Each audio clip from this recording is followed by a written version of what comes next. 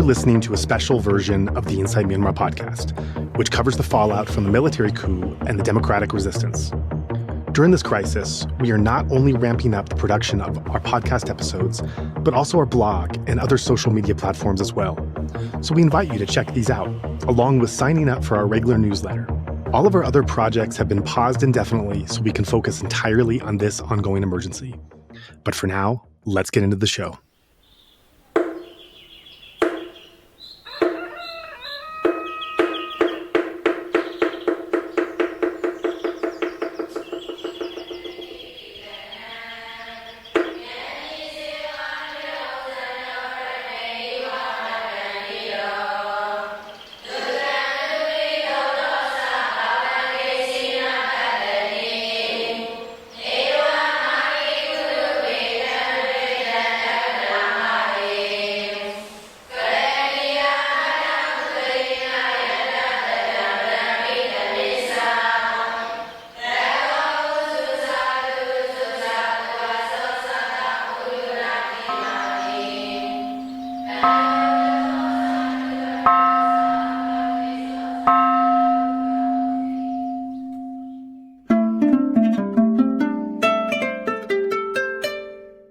For this episode of Inside Myanmar podcast, I'm thrilled to be in the Makati, Manila office here in the Philippines of the Council of Asian Liberals and Democrats. We are speaking to the Executive Director, Celito Arlegue.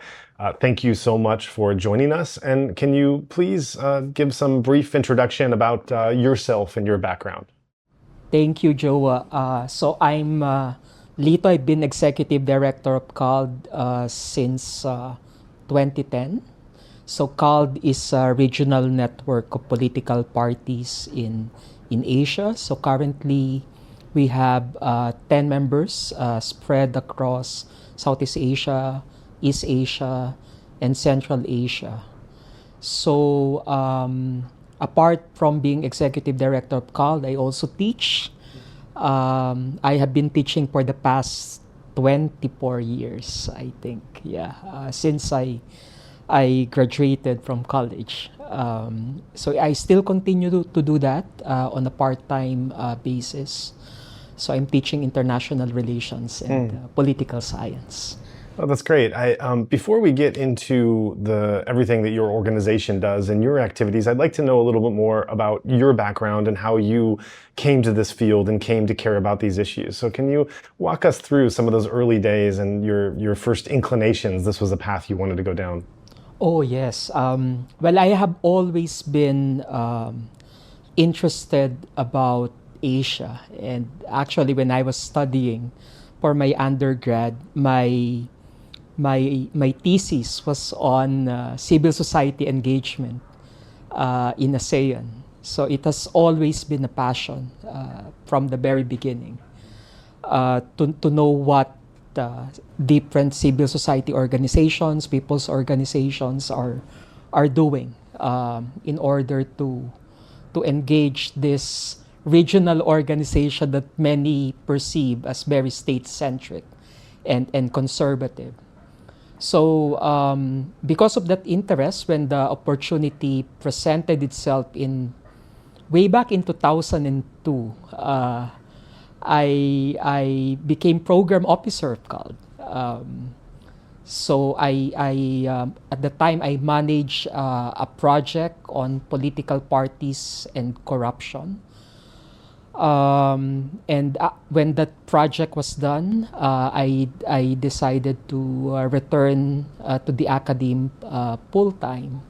So I taught in the University of the Philippines for 8 years, from 2002 to 2009, 2010, until I was appointed as Executive Director of CALD. So I was called back to return to CALD because at that time, the Secretary General Executive Director, Interim Executive Director, was running for Senator here in the Philippines. So they needed someone to manage the Secretariat. And given that my passion has always been there, when it comes to Asian politics. So I grabbed the opportunity, while at the same time still continuing my teaching. So you mentioned that you have this passion for Asian politics. How would you characterize the aspirations you have of what you would like to see in Asian politics and the challenges that you feel have been endemic in the political system and across different Asian countries? Well, I have to say that I am always disappointed. I have always been disappointed on the way this region has been progressing in terms of democracy and human rights. I don't know whether progressing is the right term to use. Maybe regressing would be more appropriate. But we have to recognize as well that democracy in this part of the world has never been very strong to begin with. I mean, even prior to the so-called decline of democracy, which has been happening for 17, 18 years consecutively. Even before that, I mean, democracy in this part of the world, in Southeast Asia in particular, has never been strong. Having said that, when the Council of Asian Liberals and Democrats was founded in the early 1990s, there were significant positive developments at the time. I think reflecting the global trend as well. After the demise of the Soviet Union and the so-called end of history and opening up of liberal and democratic politics. So we see in this part of the world, some countries, Philippines, Thailand, Korea, Taiwan, opening up to more democratic, more liberal political situation. So that has been as well the reason why CALD was founded, to somehow take advantage of these positive developments and do more work to consolidate democracy in the region. But that did not last long. So that's why, as I said, I have been disappointed with the rate things are going. And I think in the past maybe 8-9 years, things have turned from bad to worse. And this has really impacted on our work as well, as a network of liberal and democratic political parties. Do you see that as a trend that's happening across all different societies and parties and countries throughout the Southeast Asian region, or do you see glimmers of hope or bucking against that trend? How would you characterize looking across the board of what's going on in these different countries in the region? Well, definitely there are glimmers of hope, and I would say that Taiwan is one of that. We just celebrated our 30th anniversary and we held it in Taiwan. And that's also our way of saying that Taiwan is a model that many countries in Southeast Asia should look up to in terms of citizen engagement, public participation, strength of democratic institutions. So I think Taiwan should be seen as a model democratic country by many countries in this part of the world. But of course, because of the so-called One China policy, that's not happening. And I have to say that even among members of CALD, I mean, it has been a concern because the pressures from China, I mean, they're everywhere. So we're under the shadow of China. I mean, no matter how hard we try to hide, It's something that we cannot avoid. So it's a reality that we have to somehow take into account in our work. Right. Looking at several countries, let's say like Thailand, Indonesia, and then here in the Philippines, these were held at different times in the last several decades as paradigms of possible hope or change that was on the horizon. They've, as you've said, I think in all three of those countries, we can say the way that they have progressed is not exactly as many would like. And so if you break down just a brief analysis on each of those and where you saw the signs of hope initially in the direction they were going and where you think they're at now, or perhaps you don't share the pessimism that others do in those three cases. Yeah, so maybe I can start with the Philippines.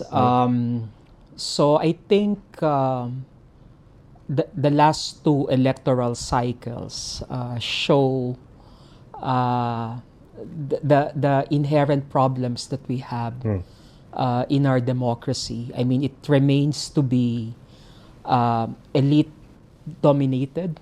We've always been described as democracy with adjectives. I mean, cacique democracy, elite democracy, pseudo democracy. And the reason behind that is because we really don't have strong established democratic institutions, including political parties. So political parties in this country are quite weak. Probably the Liberal Party of the Philippines is one of the more established ones, but the rest of the political parties are personality oriented. And that impacts on politics. That's why it's quite common in this part of the world for politicians to transfer from one political party to another. And this personality-oriented politics is also the reason why we have the likes of Duterte and now Ferdinand Marcos Jr. as presidents. So we as a country are oriented towards personalities. And people like Duterte, who is very well known for his populist rhetoric, and Ferdinand Marcos, who did magnificent things on social media to reform the image of his political family. That's why they can easily attract popular support. But I mean, if you try to look at it, I mean, this personality-oriented politics is the reason why we are in our current situation at the moment. But the good side, I mean, I have to say, is that despite this, we have this tradition in the Philippines of strong civil society. So in the literature, we have been described as one of the examples of weak state, strong society. Weak state institutions, and somehow because of the weakness of these institutions, civil society had to step up. And I think that's one of the things that we will draw on as we confront this personality-oriented politics that we are currently experiencing. So we still have a very strong civil society that can hopefully mobilize support in future elections. When it comes to Indonesia, we were there last February for the elections, and like many democracy supporters and activists, we were also quite disappointed with the election results. Again, a manifestation of personality politics. We were also there last year in October because one of our member parties, which is also the ruling party at the time in Indonesia, the PDI Perjuangan, hosted a political party management workshop. And at the time, the candidate from the party was still leading in the polls. This was before the time that Jokowi announced that his son is running under the ticket of another candidate. So it shows that, at least in the case of Indonesia and the recent elections, that the loyalty is not to the party but to Jokowi as a person. So that's why when there was this announcement that his son is running under a different ticket, the support transferred to now incoming President Prabowo. But we also have to recognize that in the case of Indonesia, they have progressed a lot. I mean, given the very limited time that they have under a democratic system of government. I would even say that they have more institutionalized, at least political parties, compared to the Philippines. So considering that they only transitioned to democracy in 1998. Yeah. And they had at least relatively peaceful transfers of power. So if we again look at the literature on what would constitute as consolidated democracy, there has to be at least two peaceful transfers of powers, and they were able to accomplish that. But then again, there are still problems that remain. And unfortunately, even under Jokowi's time, there were some policies that were adopted which restrict the civic space. But overall, I think we still saw more progress in Indonesia compared to the Philippines, I have to say. Thailand, we were also there last elections in May, so we were at the time also excited on the possibilities with the opposition party surprisingly winning the polls. But even during that time, we know that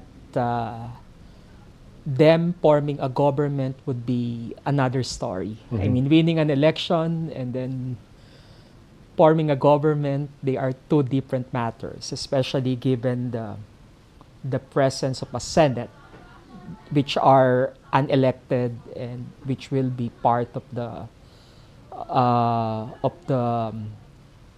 process for choosing the prime minister. And true enough, that's exactly what happened. So it's unfortunate that in Thailand now the conservative forces are back in power, and unless reforms are done in terms of political institutions, I think it will just be a vicious cycle. And it's sad because I think the Thai people made themselves very clear, at least based on the results of the last elections, that they want change. But they were again prevented from realizing the change in terms of their politics. And I'm afraid, I have to say, on what could be the implications of this in the future. On what could happen in terms of society in terms of stability, because the tensions are there. I mean, we may not see it now, but it's there. And eventually this will erupt. And that's scary. I have to say. Right. So let's look at the role of ASEAN and your view of what ASEAN has been doing, we could say what they were established and set up to do, and how we understand their mission. Yeah. As I mentioned in the beginning, I mean, ASEAN has always been perceived as state-centric, even conservative. And I think there is some truth to that. And by saying that, I'm being a bit diplomatic. But having said that, I also believe that ASEAN has a critical role to play. I mean, in the region. I mean, I always think, what would this region be without ASEAN? Probably it would be worse. But ASEAN definitely can do more, especially when it comes to democracy and human rights. And since they committed themselves to these principles, at least when they adopted the ASEAN Charter, it's also seen in many of their statements. So I just think that they have to somehow do more when it comes to realizing these principles and values in reality. But it appears that this principle of non-intervention, respect for national sovereignty, among other things, it really restricts on what ASEAN could do. And we can see this as well in the case of Myanmar. Yes. Most specifically, right? Right. There's never. I don't think you can invent a more profound test case than ASEAN role in the region, than looking at the problems that are in Myanmar and how they are engaging or not engaging there. It's really quite a public embarrassment that it's just not going away, I think. And so I think that does bring us into the Myanmar sphere, is looking at, we've looked at your organization, some of the regional countries, ASEAN's role, and I think this sets the stage well for understanding your personal interaction with Myanmar, your organization's interaction with it, and then some of your views of where Myanmar would fit into and perhaps not fit into some of these dynamics we're talking in the region. Can you first take us back and describe, and I know that you, for reasons we'll get into in the interview, I know that your organization has not been so involved post-coup, so much of this conversation will be more pre-coup for reasons that will become evident soon enough. But can you describe how you first came involved in the Myanmar sphere and what you were doing, how you were interacting in those years? Yes. Well, Myanmar is always part of CALD's orbit, if I can put it that way. For one of our members before was the National Council of the Union of Burma, or NCUB. So this was before 2010. So prior to 2010, the NCUB has been representing Myanmar's agenda in CALD. So for one, if I remember correctly, way back in 2005, when the Inter-Parliamentary Union was held in Manila, and at that time the Senate President of the Philippines was being headed by Franklin Drilon, who coincidentally was chairperson of CALD as well. So during that time, we organized side events where we had representatives both from Myanmar and Cambodia. At the time, these were two countries which were really experiencing problems in terms of political persecution. So the representatives from Myanmar and Cambodia were not allowed to attend the formal IPU proceedings because they were not invited. So what we did at the time was to organize side events, even press conferences, which were well attended, where they can discuss the political situation in Cambodia and Myanmar. And during that time, I think we even created a Philippine Parliamentary Caucus on Myanmar, which eventually also coordinated very closely with the ASEAN Inter-Parliamentary Myanmar Caucus. And I think this parliamentary caucus was the precursor organization of what we now know as the ASEAN Parliamentarians for Human Rights. Oh, I see. Right. Yeah. So yeah, we've been involved as early as the early 2000s on this particular issue.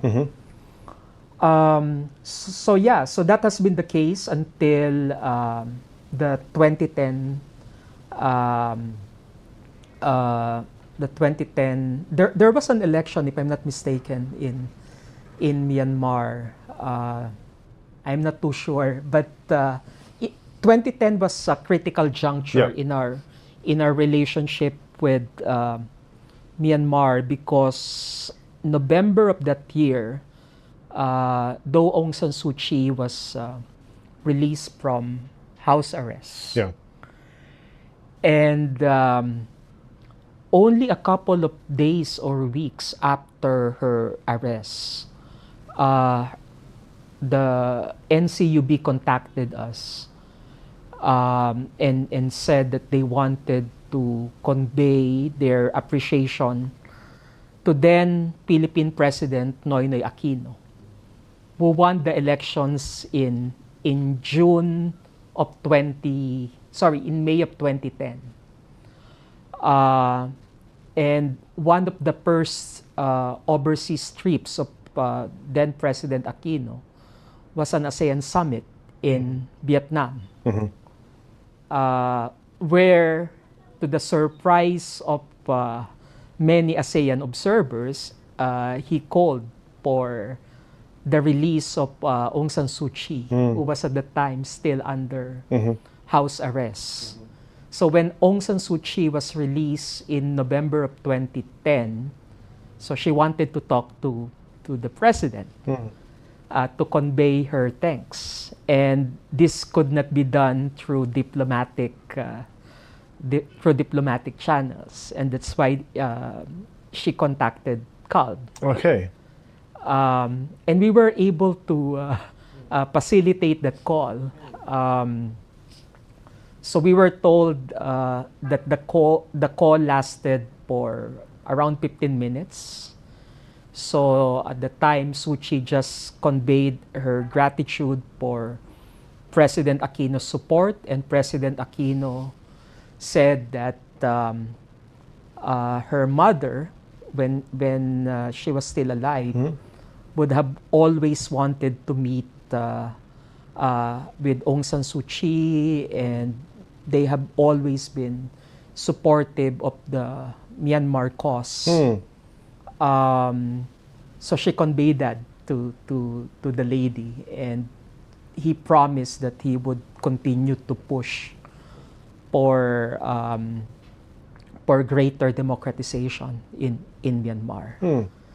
So that story. was really, I think, one of the events that validated our our existence as a network of political parties. I see. Interesting. Because at the time we were thinking, okay, we were able to facilitate that call. We were able to connect Aung San Suu Kyi with President Aquino.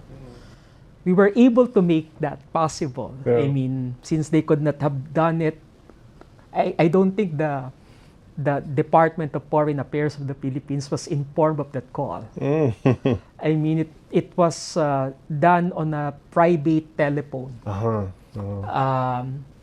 We were there in the Malacanang Palace. I was there, but during the call itself, our Secretary General, who was at the time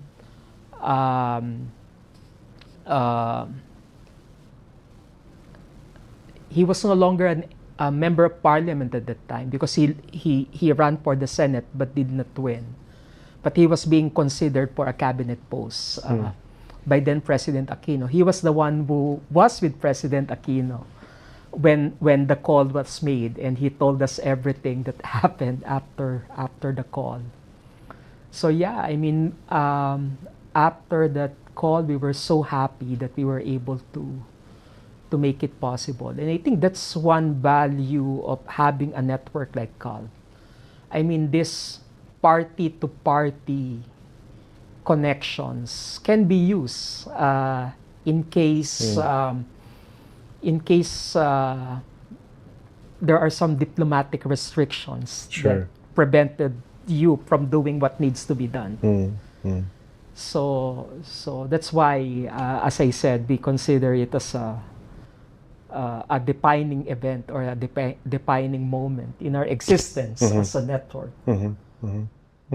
Right. So then 2010s is, as you referenced, Aung San Suu Kyi is freed. The democratic transition starts in earnest in those years. There's a lot of hope and optimism from all quarters. There's also caution and concern from others. And this is a period of time that is still being carefully analyzed, and people are looking at through different lenses and in different ways. But tell us your involvement and your organization's involvement during these 2010s. How were you involved in Myanmar? What were you doing? Oh yeah.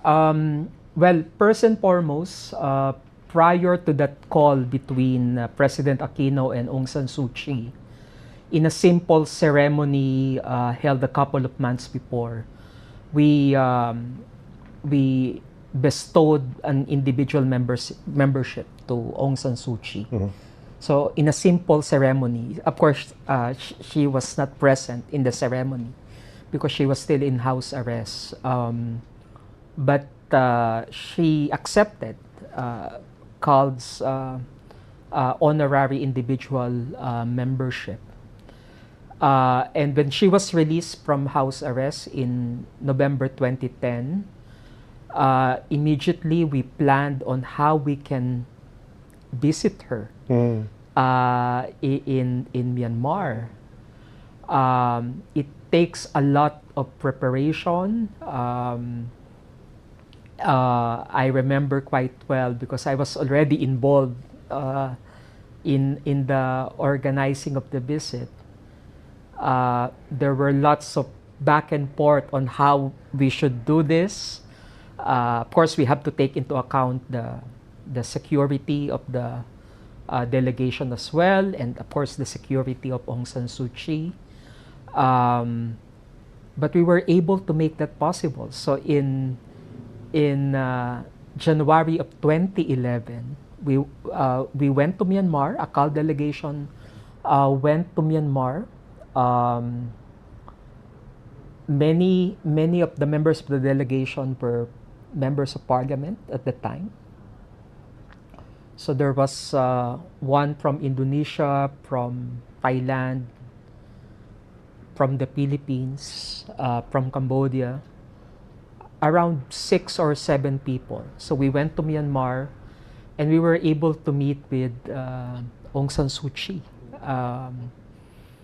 We know that our actions, our movements were being monitored because at the time when you go to Aung San Suu Kyi's house, there were people outside taking photos and videos of you. Right.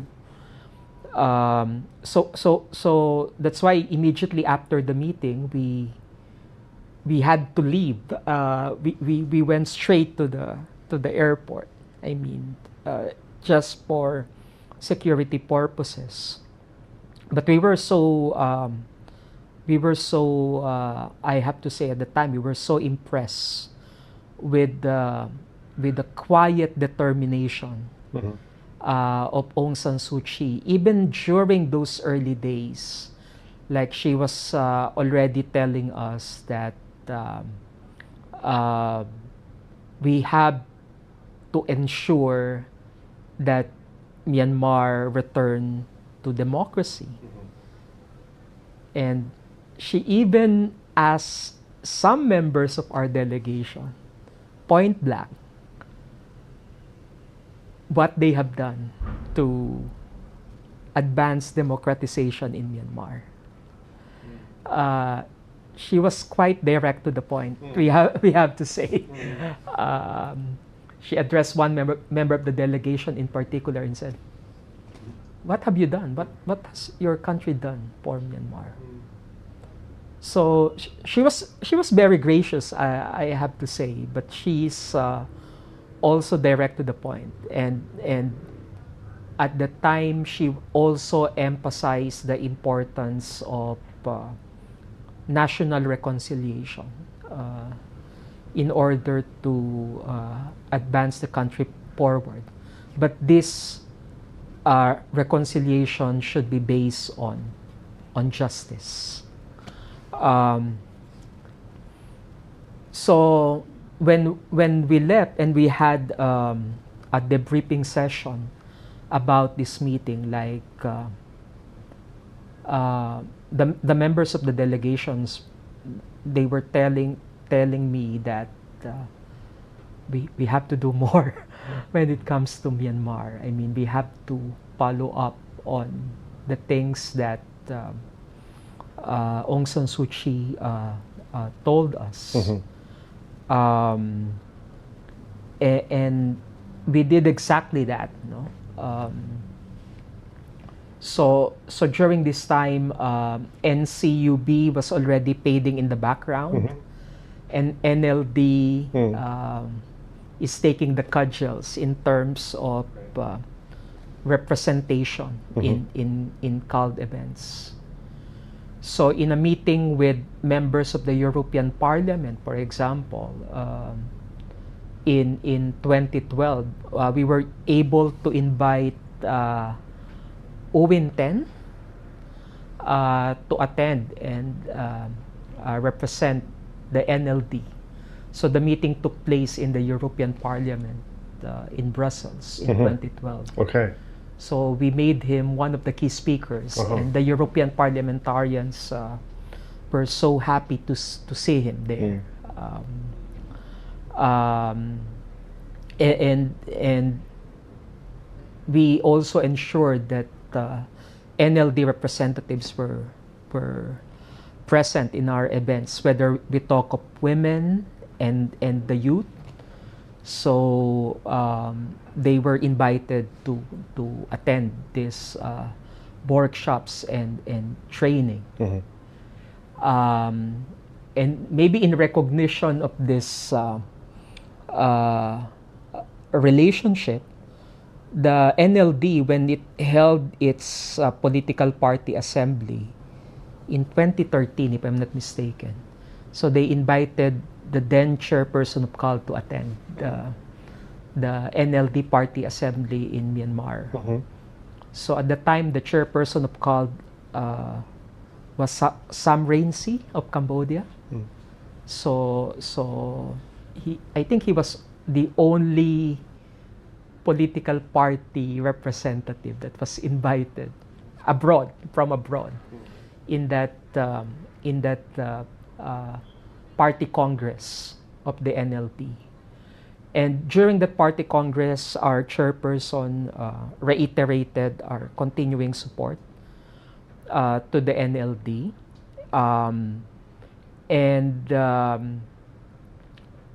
After that, in coordination with Owen Ten,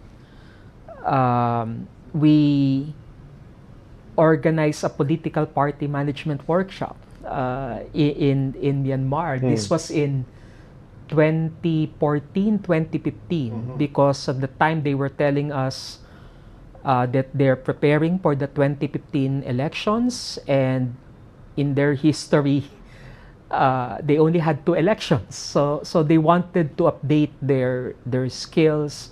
What should they do?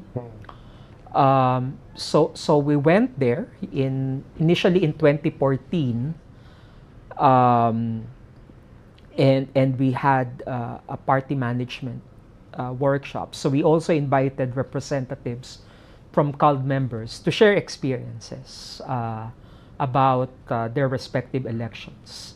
So after that, they said, okay, I mean, we now have a general sense of what we should do, but we need more. We need a concrete election plan.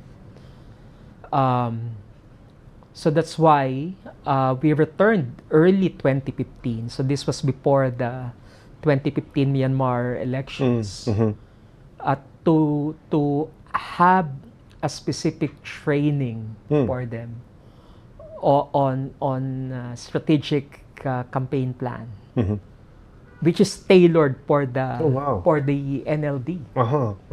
So we did this early 2015. And it was participated in by maybe around 50 participants from NLD.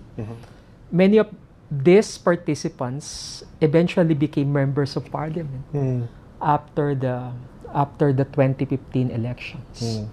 So we were also so happy about that. I mean, the facilitators at the time, they came from the Philippines, and they were telling us that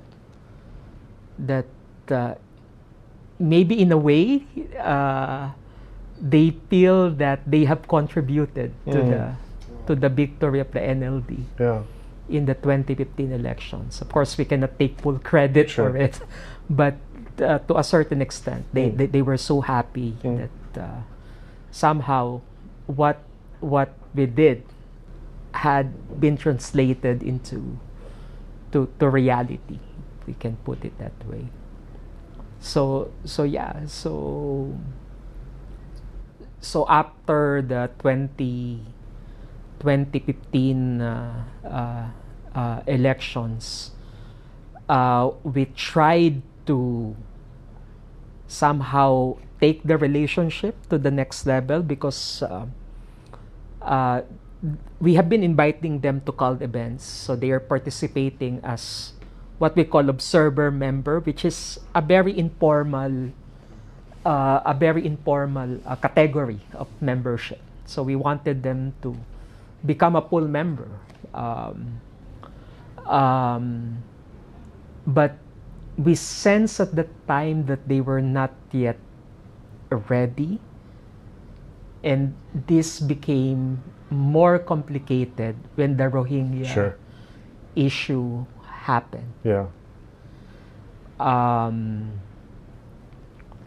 So when the Rohingya issue happened, of course, we as a network of political parties advocating for democracy and human rights, I mean, we cannot ignore. We cannot just ignore what was happening with the Rohingyas. So we issued a statement on the Rohingya crisis. I have to say that it took a while for us to craft that statement, but because on the one hand, we want to maintain our relationship with the NLD, but on the other hand, we also have to speak against human rights abuses. Absolutely. So it was not an easy process. So we have to find that balance. So I think that statement essentially just reiterated that ASEAN countries should do more to address the crisis. especially since some of them are signatories to the Refugee Convention. So the statement were just along those lines. But our sense at the time is that the NLD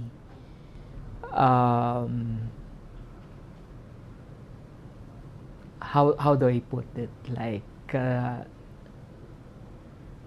the sense that we get is that the NLD did not even want to use the term Rohingya. So it gives us more or less an indication where they stand in terms of the crisis. And from then on, our interaction has become less frequent. I don't know whether it was because of the statement or because they were too busy with other things. I mean, being a governing party, they have to refocus their attention into governing instead of international relations. So I'm not really sure whether it was because of that statement. It could be because of other things. But yeah, I mean, but they still engage with us even after that statement. And when we celebrated our 20th anniversary, our 25th anniversary in Bangkok in 2018, they even sent a representative. And I remember quite well that when we held the executive committee meeting, and there was a discussion about the Rohingya, there was a certain degree of awkwardness when we were discussing the issue, because I think one thing that we have to recognize when it comes to the NLD is that it's a highly structured political party wherein decisions, even statements, have to be cleared by the people on top. So it's a very hierarchical political party. So when they send representatives to our events, so the statements, what they can say, what they cannot say, has to be in line with the party position, which I think is just okay. I mean, as a political party, when you represent your party to international events, whatever you say has to be in line with the party position. So yeah, in that event, in that called anniversary event in Bangkok, so we had the privilege of having that representative from NLD who was an MP, and this MP was sadly one of those executed in 2022, Payo Seyatao. Yeah. So that's why in 2022 we also released a statement condemning the execution. I think he was one of the 5 executed. Can you share how that impacted you personally when you heard that news, and what your relation and feeling towards him was, and having met him and spent time? Oh yeah, many of us were shocked when I shared the news in our international liaisons group, because many of our members remembered him quite well from that meeting in 2018. I mean, he was young, he was very articulate, we have to say, and the general sentiment was, what a waste of life. I mean, what a waste of potential. I mean, he could have done much more for Myanmar. Yeah. So that's why when we proposed that we issue a statement, I mean, it was unanimously and immediately approved. Yeah.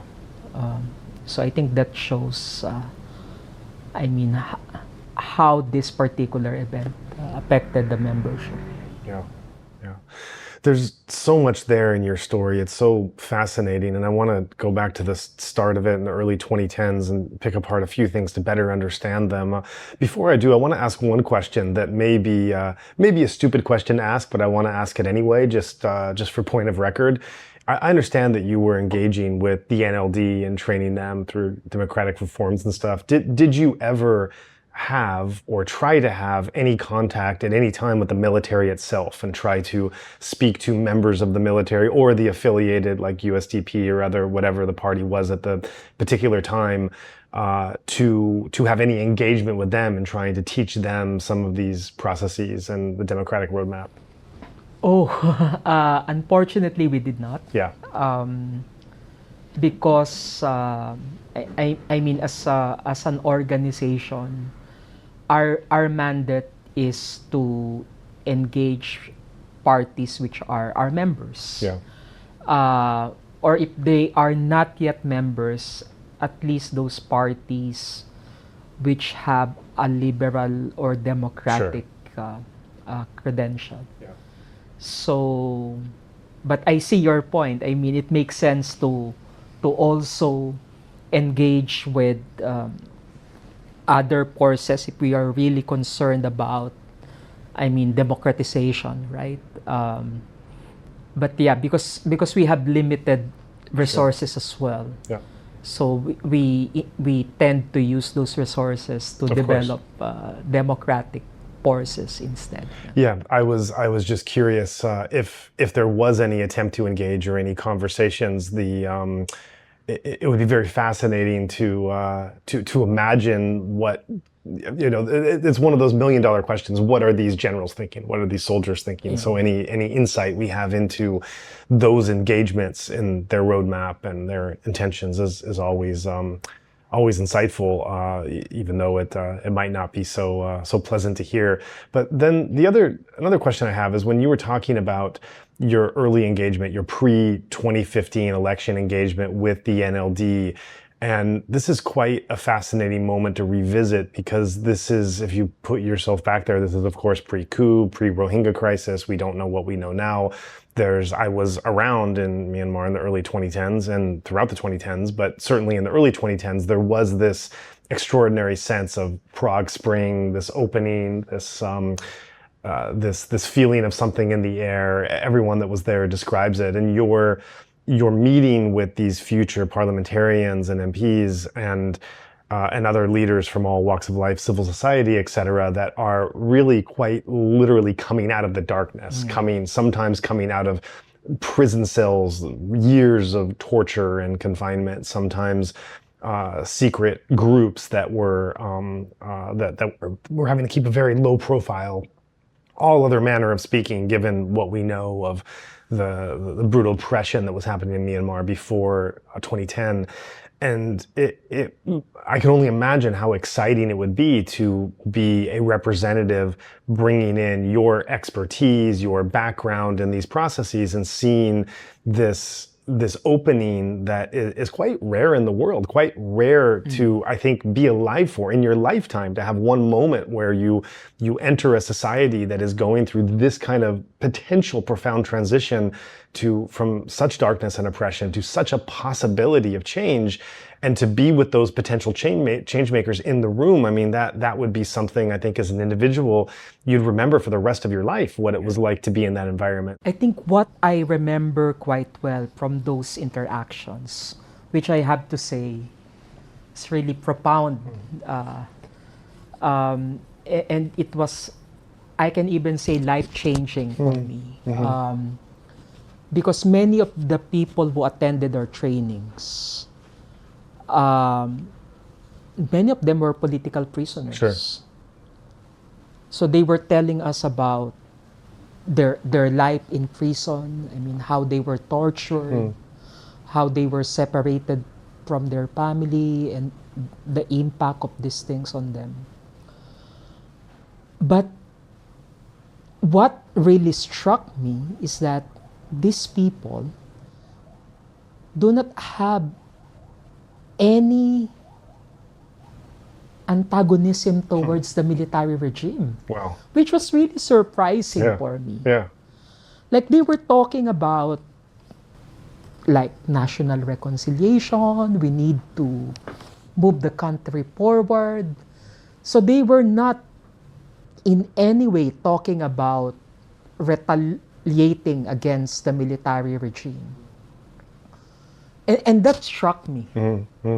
I mean, how can you even say that? I mean, the military government took everything from you. Yeah. And these were people like in their 50s, in their 60s, even 70s. And there was really no antagonism towards the regime. They were just interested about moving the country forward. They were very excited about the elections. They were really thrilled to learn about the experiences of other countries.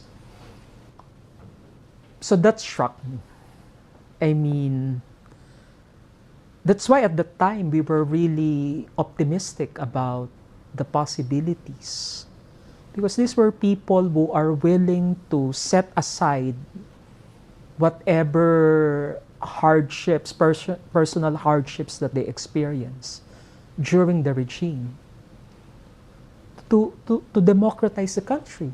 And I think looking at the experience of other countries like South Africa, for example, this is critical for success. I mean, to set aside those personal miseries and hardships and think of the country as a whole. I think that's what struck me the most. And why do you think that was? Do you have any sense of how they were able to do such a remarkable thing of putting the country's development and the future of the people ahead of their own, I don't even want to say personal grievances, it's far beyond that. The measure of suffering and loss and trauma that existed, it is no easy thing to push that aside or even perhaps to acknowledge it, but to move on from it. Did you get any sense from any of those conversations how they were able to do this tremendously unique thing in the human experience? I have to say I still can't understand it. I mean, in my conversations with them, with Owen Ten in particular, so he was just saying, I mean, past is past. I mean, we now have this opportunity to develop the country, so we should put our energies into it. So I'm not sure how or why they were able to adopt that perspective, but it's really amazing to witness that. I mean, I wish I could have deeper conversations with them on why they adopted that perspective. But yeah, I mean, broadly speaking, those are the things that they told us during the meetings that we had with them. And you're saying it's life-changing as well. I assume that's from not just the developmental work you were doing, but personally as well. In what ways was it personally life-changing to hear these volitions? Well, it's life-changing because now, whenever I think about these political conflicts happening all over Asia, like I always think that you know what I mean. These political conflicts, these too shall pass. I mean, provided that we have the right people to be in positions of authority. I mean, we can easily move past these conflicts and think about the future of the country. Yeah.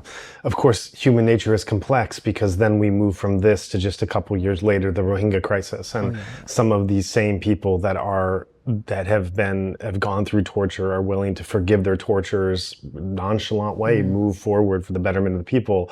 Then the country gets marred in this terrible Rohingya crisis that's later termed a genocide, and to the confoundment and befuddlement of many observers, why a human rights icon and a party that so valiantly resisted this military regime doesn't seem to be standing on the right side of history and is actually doing the opposite. And so is there, I don't want to ask you to reveal anything that you hold confidential, but I wonder if in general terms you can speak to, were there any informal conversations or dialogues behind the scenes of people that you had been so impressed with by the way they had responded in these critical moments where you really see their character come out, trying to call up that same character and understand why they were not budging on something that seems so obvious to those of us outside, and where that stuckness was in place to not be on that right side of history? Yeah. Well, from the perspective of CALD first, at the time when the Rohingya crisis happened, I have to say that we as a network of political parties also tried to look at it from the NLD's perspective. So we tried to understand where they are coming from. Yeah. And in our conversations, for example, we recognize that there are some constraints that the NLD have to address or have to confront. And from the outside, these constraints may not have been given proper attention. Yeah. So that's why, while we're concerned about the human rights situation, the humanitarian crisis, about the Rohingya, we as a network, we decided that it's still worthwhile to continue the relationship. Because we're also thinking that them being part of CALD, even informally, we can at least talk to them and tell them, maybe behind closed doors, that these things should not have been happening. I know there are pros and cons to that particular strategy. I mean, you may even say that's also the Myanmar, I mean, the reasoning behind Myanmar engagement within the ASEAN, for example. But yeah, I mean, I think there's greater sympathy, empathy among the CALD membership when it comes to these issues, because we try to look at it from a political party, political leader perspective. So when we were talking to NLD leaders about this, I think one of the reasons that they said was that we should look into the history of Myanmar and why this crisis is happening. And of course, we are not experts into this. So the thing that they told us is it's much more complex than what we're seeing now, and we adopted this position because this is how we look at history. And I have to say, at the time we felt that we felt that we are not in a position to make judgment. Mm-hmm. And there were instances that we just chose to, for lack of a better term, Mm-hmm. to just stay silent Mm-hmm. and keep the conversations within Mm-hmm. the network. Mm-hmm. As you're saying this, I just want to acknowledge, I think this is hindsight is always 2020. There's always a way to look back and say, I should have done this, or you should have done that. Yeah. And at the time, and I've spoken to many people on this podcast platform that were involved that were in the country or involved in the country in some area that were also grappling with both the information coming in that and again, you don't, as the information's coming out, you don't know at the time what we know now. Now we have the hindsight of a lot more knowledge and a genocide, a formal genocide declaration by the United States, by Secretary Blinken. There's that. And then there's also that when you're trying to navigate a crisis, and even with varying degrees of complete information, trying to figure out the correct course is no easy thing in real time. So I have sympathy for the challenge of trying to do the right thing and not knowing what that is. So with that context kind of expressed to your sharing, I also want to acknowledge that I really see you struggling as you're describing this. I really see you, right now in real time, stopping and stuttering, and as you go back and recollecting this, I can imagine it's bringing up a sense of pain, or pain or regret or second thoughts. And so I ask you this not to look at, well, what you should have done better or what you missed at the time, but in really the kind of open vulnerability this podcast tries to have, where we're hopefully in this safe place of being able to look at these things in without this judgment or this critique, but for the sake of better understanding what was happening as you're sitting there grappling with reflecting back on what you did, what you didn't do, what you know now that you didn't know then.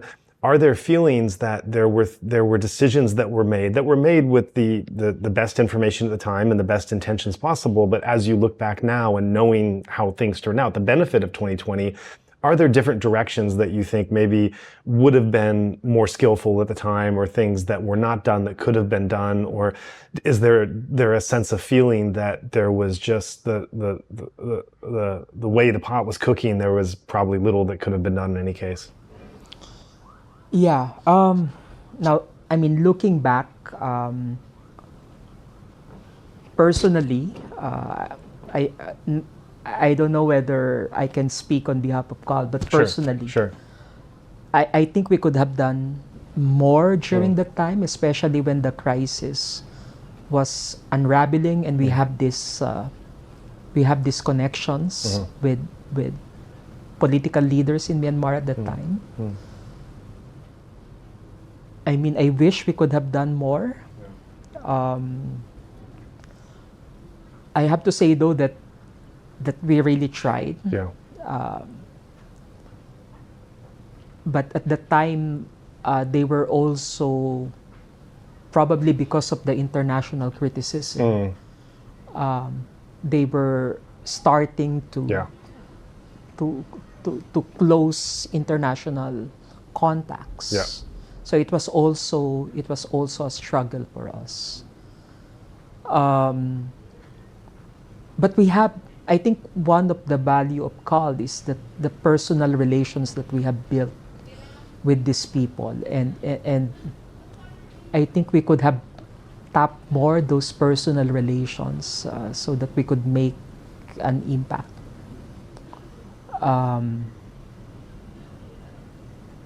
I think in some instances we just chose the path of least resistance.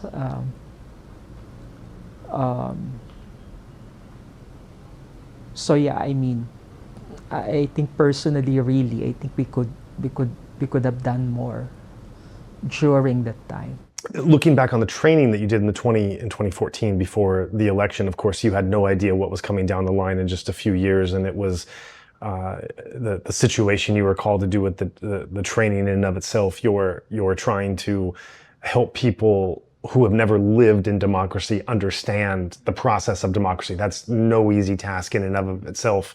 And I'm sure that there were the trainings you were organizing, the objectives you had, that was no easy feat to figure out how to bring this all together in that context, as difficult as it was.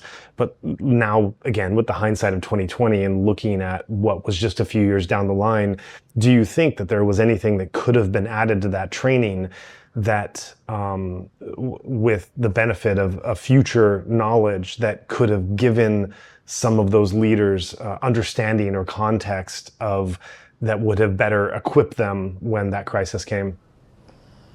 Yeah.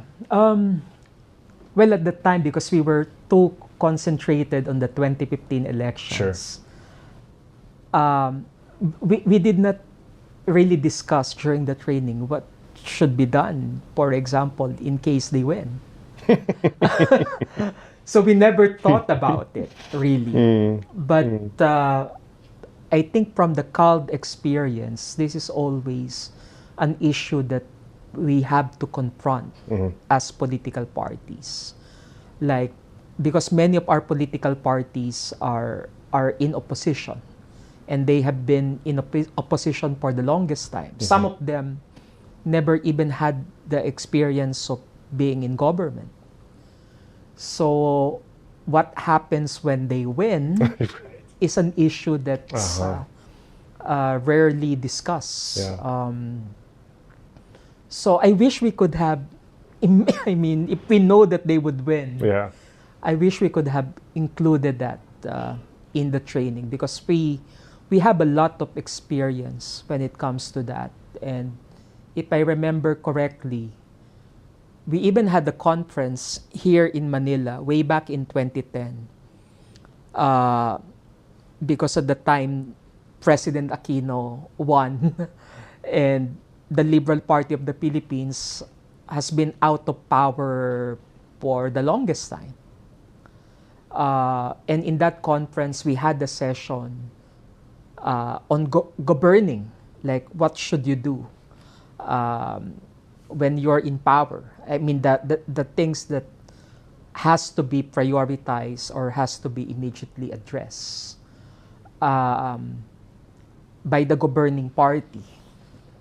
So I think this is one issue that we could have tackled more during the training, because I think during the early months of the NLD, they also struggled with that. I mean, from being an opposition party to...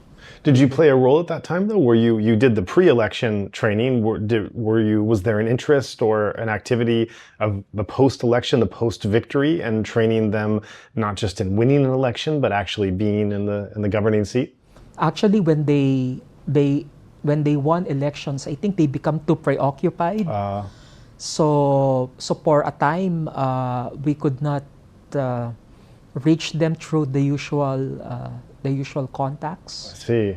So I think that's what usually happens. I see. Right. You're just so overwhelmed by the things that have to be done. And of course, the irony there is that if you had not been so overwhelmed or put a part of your organization or your mind or delegated someone to look at these the things you still have to learn, then maybe things would have turned out differently. I think that's the usual case when it comes to political parties becoming suddenly in government, because the key people in the party becomes appointed to government positions, and suddenly you have no one who has to take care of the party. And that's what we always tell our members. Maybe you should have a dedicated person that remains in the party no matter what, so that that person can still take care of the party, can still address the needs of the party, even post-election. Yeah. So bringing this story closer to today, where we sit now, after the Rohingya crisis, you discuss how you have a decision to make whether or not you maintain connection with them. You decide to maintain connection because it's better to have some contact than no contact at that point, even though there's some distress about the way that they've conducted themselves. And by now we're getting into 2019, 2020 election and into the coup. So talk about how your involvement changed after the Rohingya crisis leading up to the coup, and then what, if anything, has happened since the coup? Yeah. So as I said, after we issued that statement on the Rohingya, we sense that they're not as enthusiastic already in terms of engagement, and that's why we attempted to again revive, strengthen the relationship by visiting Myanmar in 2017. I see. And we even met with the president at the time, and we also took the opportunity to reiterate our invitation for the NLD to become a full member of CALD. But after this, apart from the participation in the 2018 25th anniversary conference, we had very limited engagement already. Yeah. So I that's why I said that we sense that the international connections, they were beginning to screen, for lack of a better term. That's really sad. Yeah, probably because of the criticisms that they were receiving internationally, and that also applies to us. So it became more difficult to reach them. So prior to the coup, I mean, even leading to the 2020 elections, we had very limited contact. So you were not involved in any way with the preparation for the 2020 elections? No, not anymore. Not anymore. And I think before the 2020 elections, the last contact we had was that 2018 event in November. Oh wow. So you were really out by that point. Yeah. Yeah. So then when the coup hits, I know in many cases when the coup happened, it did reactivate and re-energize a lot of people individually, organizations, as well as connections that had been formed and forged in past eras to suddenly respond to this urgent thing that was happening. Your relationship is different because it's a more formal one with NLD training and such. But after the coup, was there any attempt at communication, at help, at engagement, or was it just a bridge too far by that point? Well, when the coup happened, we immediately released a statement. Yeah. But beyond that, I mean, we don't know who to contact, really. So we're at a loss.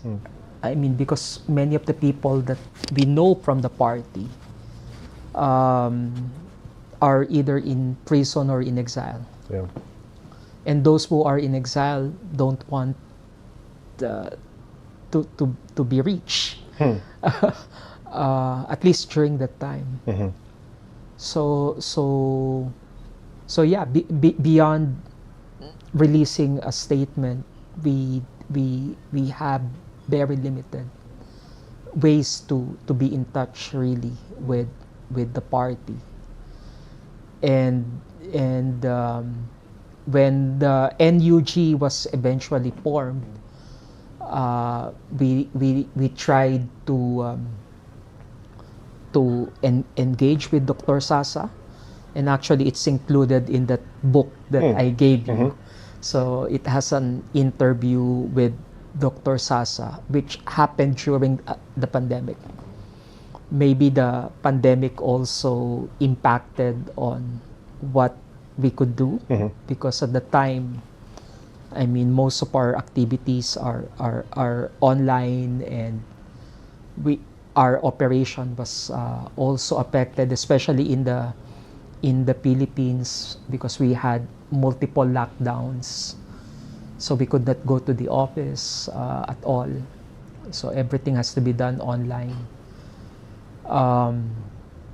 So yeah, I mean, so beyond releasing statements, we had, and that interview with Dr. Sasa.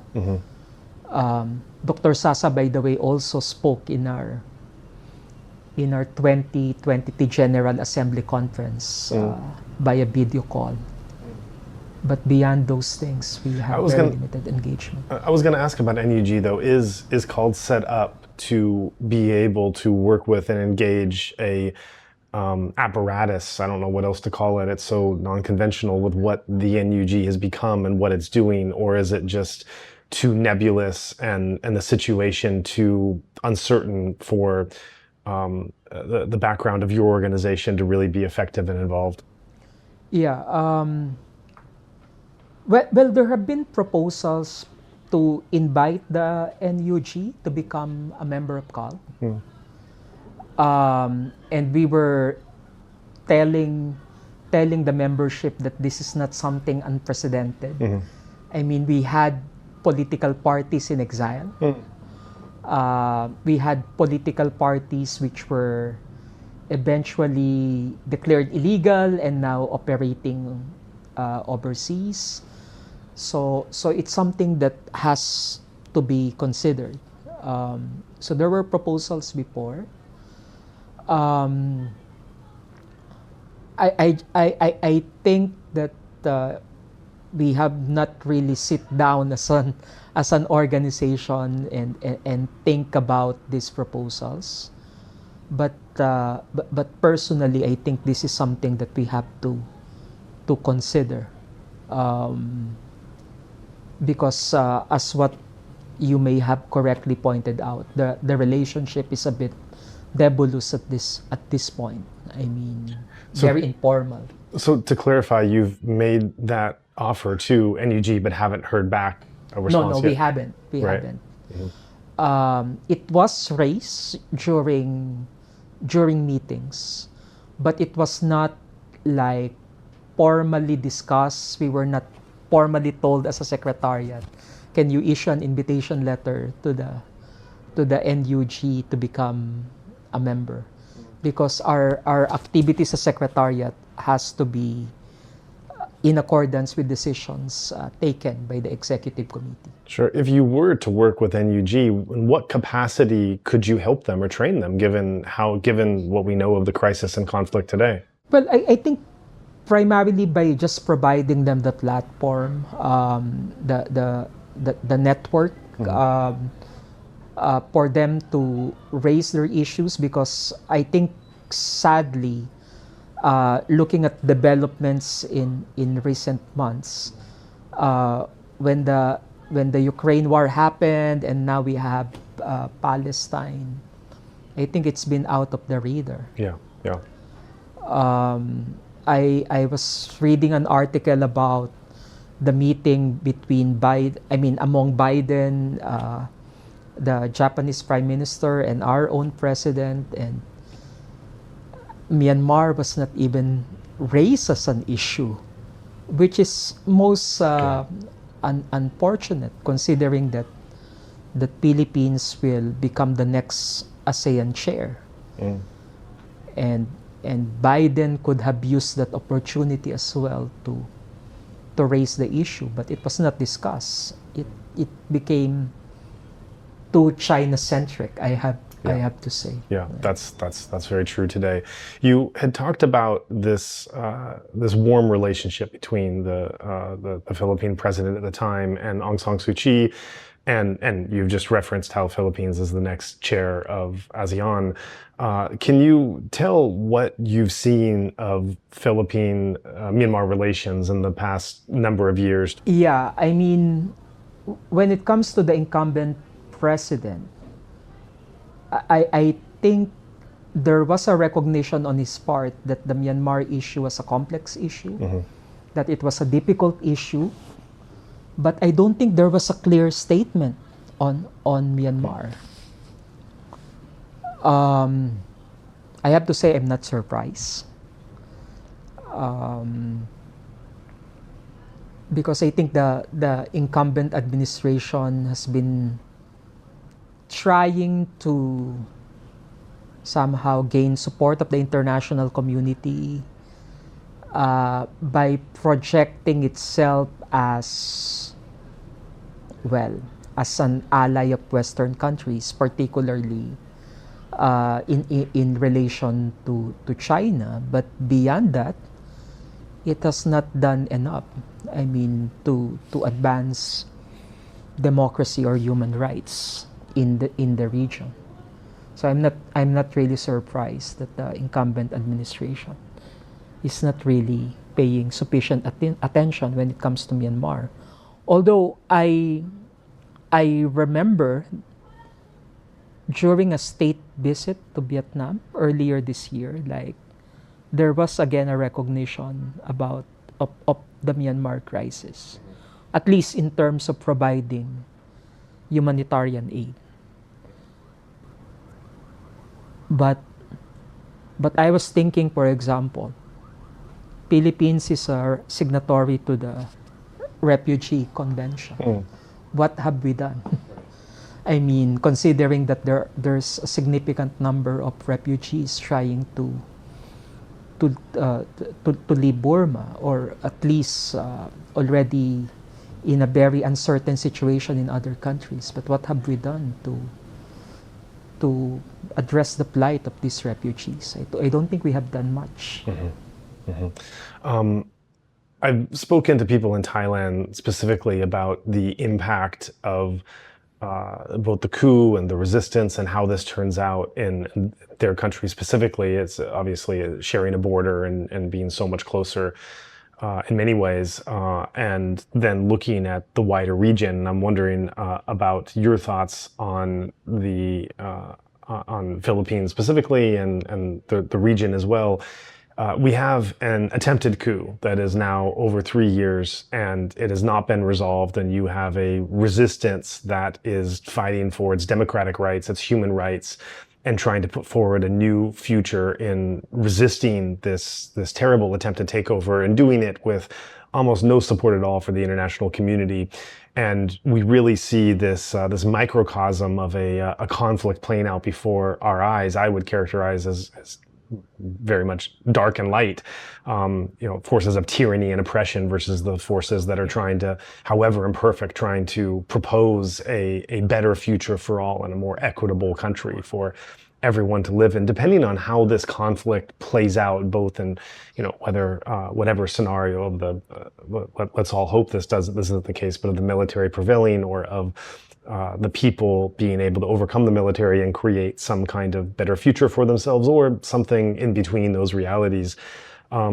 How do you see the consequences of that playing out, and to the rest of the region, to the leaders in the Southeast Asian region, as well as to the people that are striving? Do you think this will operate as kind of an example, or a cautionary tale, depending on what happens for different countries, neighboring countries that are around that are observing this? Yeah, I have to say that I'm really surprised that ASEAN is not recognizing this as a regional security issue. Or probably they did in their statements, but in reality, their actions appear to not really take this ongoing crisis in Myanmar as a regional security issue, because I think it is. Yeah. So you're correct in pointing out that this is a cautionary tale of what could happen. And the mere fact that it's happening within our borders as ASEAN, and that we could not do anything about it. At least we have not done anything about it at this point. Mm-hmm. I mean, it really baffles me why ASEAN is not doing enough on this particular issue. I always say, I mean, if we can be concerned about what's happening in Ukraine or in Gaza, we have one happening in our own backyard. Yeah, I know. Right? So I think we could really do more, and I think ASEAN should start by recognizing NUG and CRPH as the legitimate voices of the Myanmar people. I mean, they could do more than just banning the military junta representatives from attending ASEAN meetings, right? So I think giving CRPH and NUG recognition is one step that ASEAN should consider. Beyond that, I think we should also try to get the support of countries outside the region, like Japan. I mean, Japan, to my knowledge, has significant investments in Myanmar. Yeah. So maybe we can talk to Japan and somehow use its economic clout to do more in Myanmar. And realistically speaking, we also have to do more to give military support to the many forces that are fighting in Myanmar. I think this is a very sensitive issue because on the one hand, are we really giving armaments to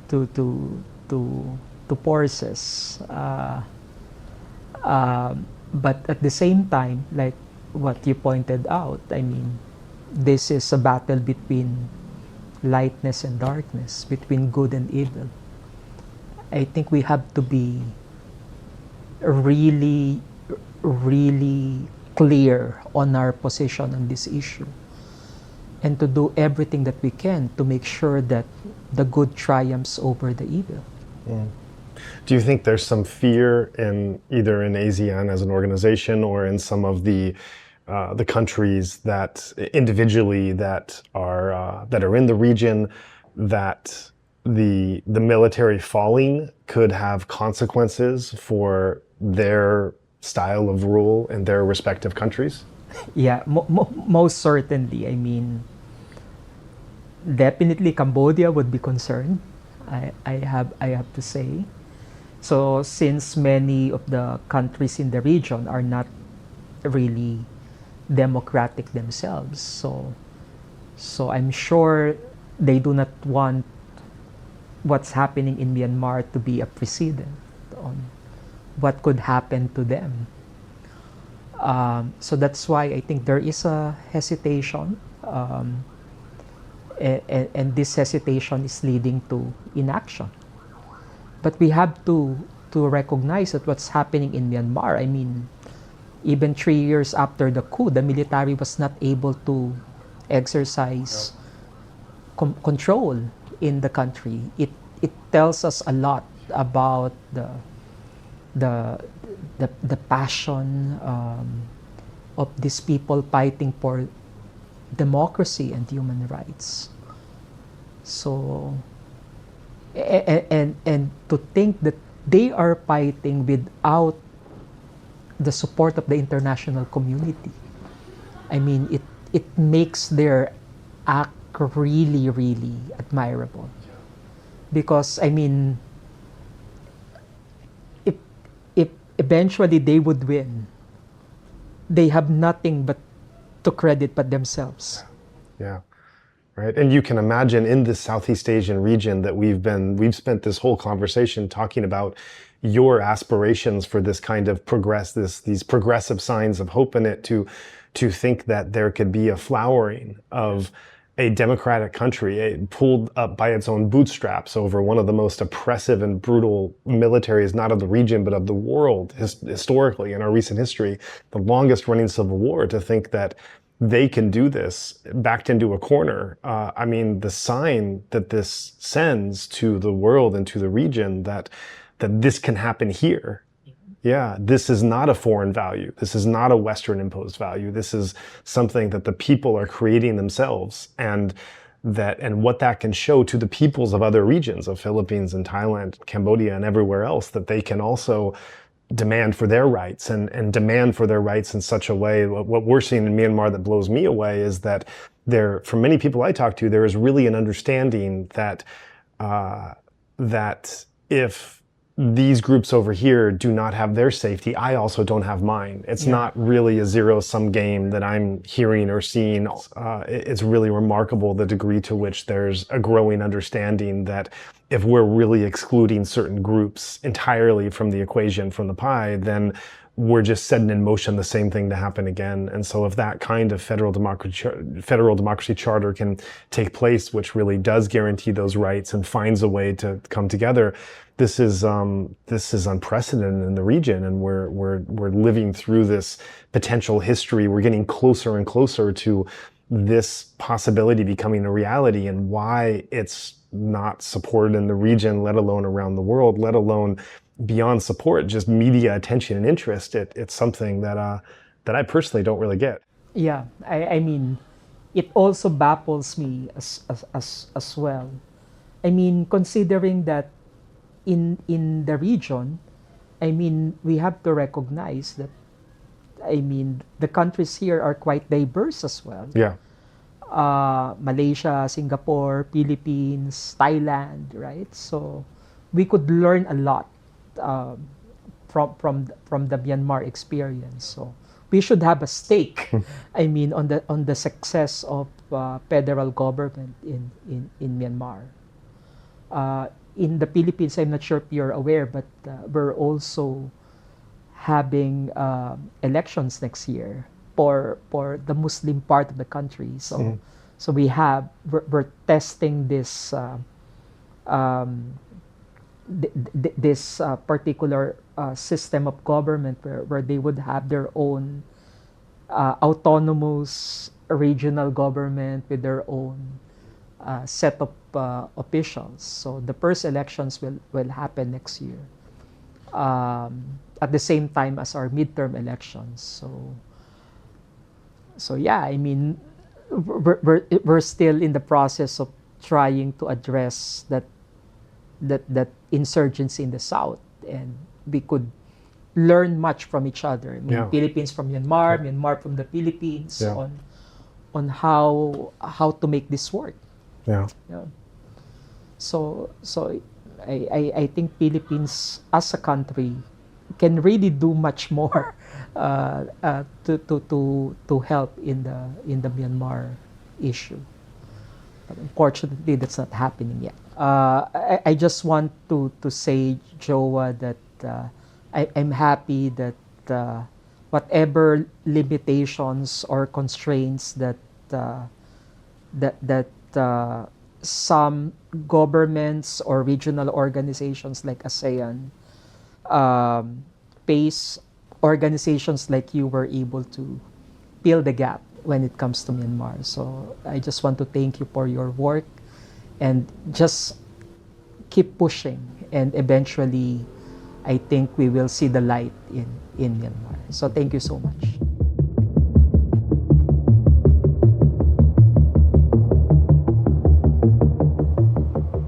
Many of you know that in addition to running the Insight Myanmar podcast platform, we also formed a nonprofit, Better Burma, to respond to the terror that the Burmese military has been inflicting on the country and its people. We encourage listeners to check out our blog to see what work Better Burma has been carrying out, along with the upcoming projects we hope to support. Right now, as I'm sure you all know, and today's interview only reinforced, that the ongoing need is overwhelming. A donation of any amount goes towards those vulnerable communities who need it most, and it will be so greatly appreciated. If you would like to join in our mission to support those in Myanmar who are being impacted by the military coup, we welcome your contribution in any form, currency, or transfer method. Your donation will go on to support a wide range of humanitarian and media missions, aiding those local communities who need it most. Donations are directed to such causes as the Civil Disobedience Movement, CDM, families of deceased victims, internally displaced person IDP camps, food for impoverished communities, military defection campaigns, undercover journalists, refugee camps, monasteries and nunneries, education initiatives, the purchasing of protective equipment and medical supplies, COVID relief, and more. We also make sure that our donation fund supports a diverse range of religious and ethnic groups across the country. We invite you to visit our website to learn more about past projects, as well as upcoming needs. You can give a general donation or earmark your contribution to a specific activity or project you would like to support, perhaps even something you heard about in this very episode. All of this humanitarian work is carried out by our nonprofit mission, Better Burma. Any donation you give on our Insight Myanmar website is directed towards this fund. Alternatively, you can also visit the Better Burma website, betterburma.org, and donate directly there. In either case, your donation goes to the same cause in both websites except credit card. You can also give via PayPal by going to paypal.me/betterburma. Additionally, we can take donations through Patreon, Venmo, GoFundMe, and Cash App. Simply search Better Burma on each platform and you'll find our account. You can also visit either website for specific links to these respective accounts or email us at info@betterburma.org. That's Better Burma, one word, spelled BETTERBURMA.org. If you would like to give it another way, please contact us. We also invite you to check out our range of handicrafts that are sourced from vulnerable artisan communities across Myanmar, available at alokacrafts.com. Any purchase will not only support these artisan communities, but also our nonprofit's wider mission. That's Aloka Crafts, spelled ALOKACRAFTS, one word, alokacrafts.com. Thank you so much for your kind consideration and support.